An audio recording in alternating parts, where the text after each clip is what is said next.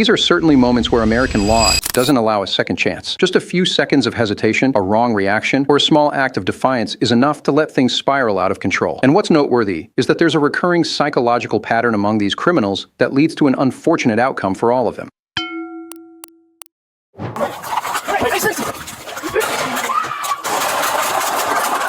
January 5th, 2026, around 6 p.m., Jacksonville, Florida, United States. Police were called to an apartment complex on Egret's Nest Drive after neighbors reported a loud and emotional domestic argument. Witnesses said the man involved, 34-year-old Daniel Rodriguez, appeared angry, unstable, and was holding a handgun at his side. So what happened tonight? Nothing. We just got into a little altercation. Something happened tonight, so it's not nothing. What? We just got into a little altercation. Who's we? Me and my husband. Okay. Officers J, Roderick, and J. Millam arrived and spoke with Rodriguez's wife in the parking lot. She confirmed the argument had been escalating. While officers were still talking to her, Rodriguez suddenly appeared nearby. When officers asked if he was armed, he lifted his shirt and pulled a gun from his waistband. Officers moved in immediately, and a violent struggle over the firearm followed. Alright. We just were debriefing. I understand that. Do you have any weapons on you? Excuse me? Do you have any weapons on you? Why are you rolling up on me? Hey, seriously! Get down!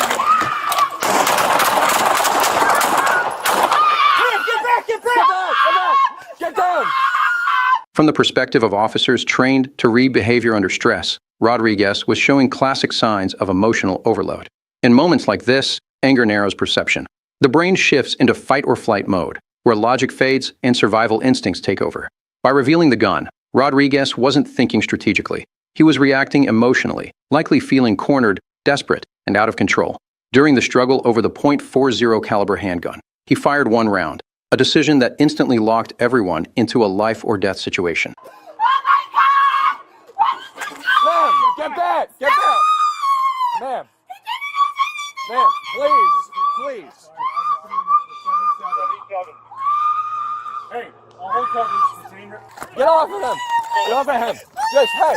Ma'am! Okay, we'll deal with that. Just give me a second. Deep breath. Ma'am, get out of the way. We will help. Get my baby! We will. Just sit down. Sit down. Sit down and breathe. Okay? He just retired. Officers fired their duty weapons to stop the threat. Backup units arrived, secured the scene, and officers immediately attempted life-saving measures until paramedics took over. Rodriguez later died at the hospital. A second handgun was found on his person. The medical examiner ruled the fatal injury a contact gunshot wound beneath the jaw. Had he survived, Rodriguez would have faced charges including attempted murder of a law enforcement officer. Get back! Julie at 660, shots fired. Send us some units. We're 77.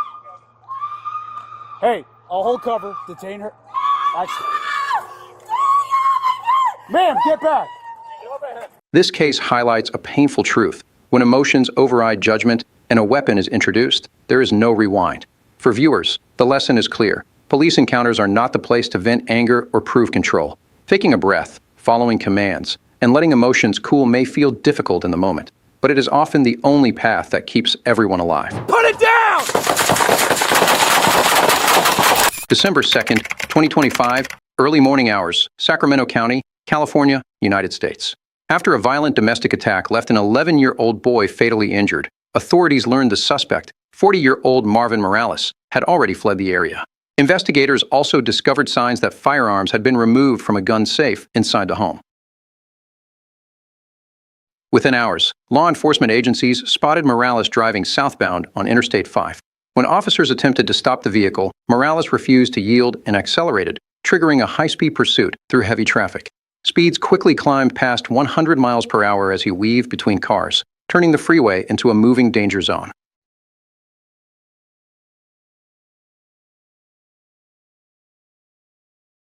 Looking at how the chase unfolded, officers would later describe a suspect operating on pure desperation. High-speed pursuits often reveal a specific mindset, tunnel vision, distorted risk assessment, and a belief that escape is still possible.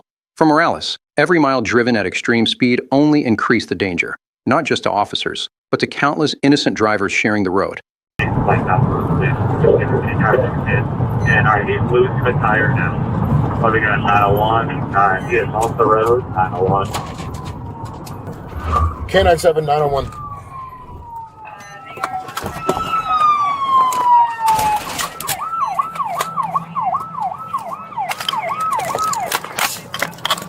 The pursuit ended after spike strips were deployed, causing Morales to lose control.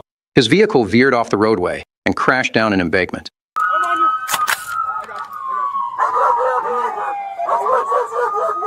We're good. Don't reach! Put it down!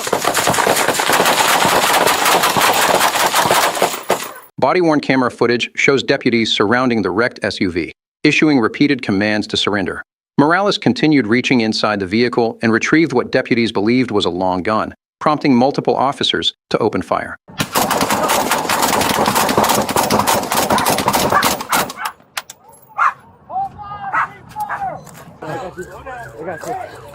Hands are empty. Right hand's empty. Right hand's empty. Can we see the left hand? Morales was pronounced dead at the hospital. No officers were injured. This case highlights a harsh reality of American law enforcement. High-speed chases rarely end the way suspects imagine. The faster someone runs from accountability, the fewer safe outcomes remain, and eventually, the road runs out. September 17th, 2025, late afternoon, North Miami Beach, Florida, United States. Police officers conducted a traffic stop on a white Honda for excessively dark window tint, a routine equipment violation. The driver was identified as 22-year-old Jonathan Rivas. At the time, nothing about the stop suggested it would escalate beyond a citation. Put it. I have to take my mom to the hospital. Put it in your car. You taking longer than expected. Alright. I gotta pat you down. Put the phone on top of that. Put your hand on top of the car. When officers approached the vehicle, they detected a strong odor of marijuana coming from inside. Rivas was asked to step out of the car while officers continued their investigation. Almost immediately, his demeanor changed. He appeared visibly anxious, breathing rapidly, and repeatedly told officers he was experiencing a panic attack. Alright, do me a favor. No.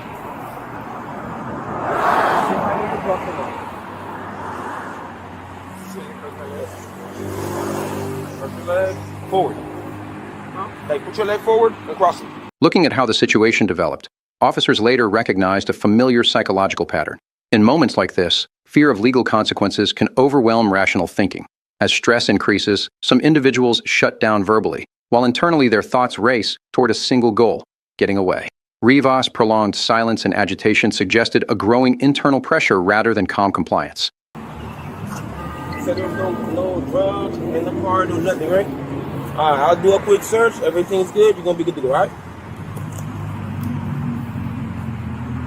How old are you? How old are you? Ah, okay. You see how you don't talk, right?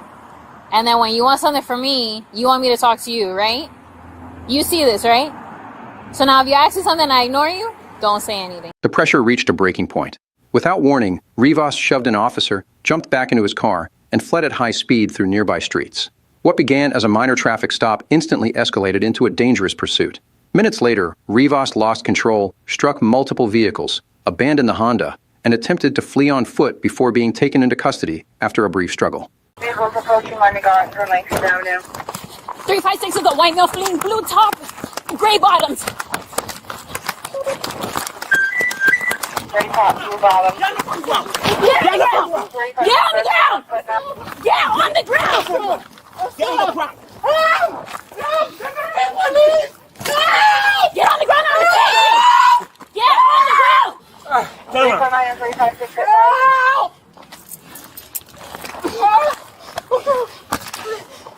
356 keeps units on 3. In the vehicle.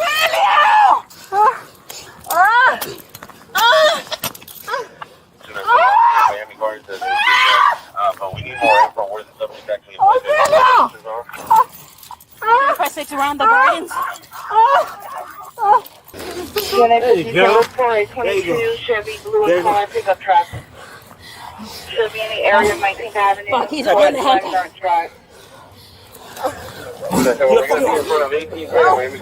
Give me a fucking hand. Rivas was later transported for medical evaluation and booked into jail.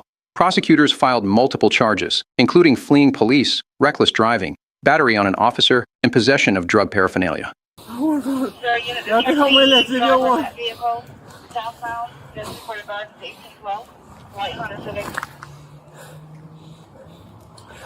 Can I get on my side? Shut up. Which one is that?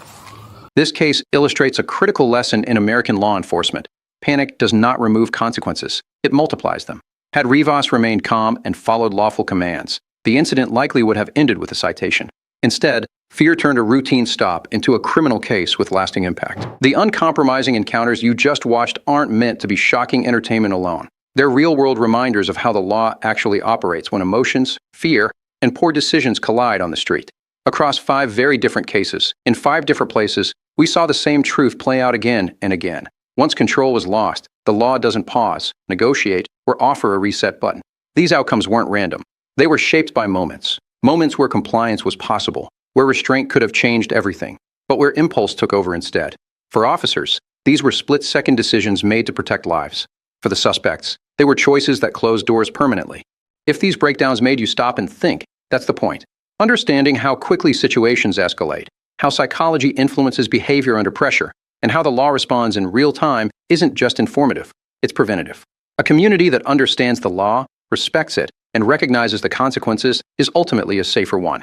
Share your thoughts below, and subscribe to the channel as we continue to analyze real encounters, learn from hard lessons, and make sure the same preventable mistakes don't keep repeating themselves.